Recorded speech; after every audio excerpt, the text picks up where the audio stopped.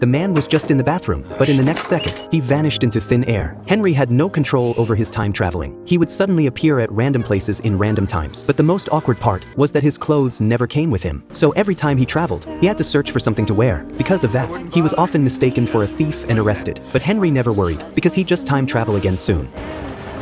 Jesus Christ. This uncontrollable power constantly frustrated him, but one thing was certain: everyone he met while traveling played a huge part in his life. On Henry's 30th birthday, he traveled through time and ended up next to a little girl. He instantly recognized her. It was his future wife at age 6. Henry told the girl, not only could he time travel, he had seen what she would grow up to be. Am I pretty?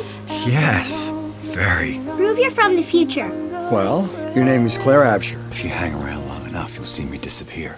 Even though it was their first meeting, the girl felt strangely sad to see him go, and then she watched in shock as Henry slowly disappeared before her eyes. She believed this cool man must be a prince sent by the heavens just for her. From then on, Henry kept traveling back to visit her. Claire would prepare clothes for him in advance and bring him delicious food. She told him everything about her day, whether happy or sad, and Henry would patiently listen. When Claire turned 18, Henry appeared as usual, but this time, something was off. Claire noticed right away. Henry didn't explain. He just kissed her. After that, Claire never saw Henry again, until 2 years later, she visited a library and saw him there. She rushed over, tears of joy streaming down her face. She thought they would both be overjoyed, but surprisingly, Henry didn't recognize her. Later, Claire realized Henry was much younger. He hadn't traveled to this moment. This was the first time they were meeting in the same timeline. Would you like to have dinner with me?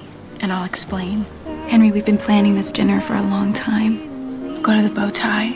What's your favorite? Okay. They agreed to meet for dinner. You do understand why it is I don't know you. Of course.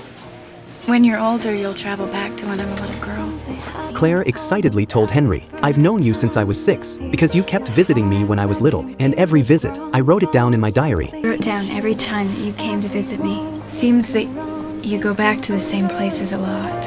Yeah, it's like gravity. Big events pull you in. I was a big event. So it would seem. She gently touched Henry's face, unable to hold back her feelings. Could we pretend just for a minute that this is the first time we've met? Okay, sure. It's just that you're my best friend. I've been in love with you all my life.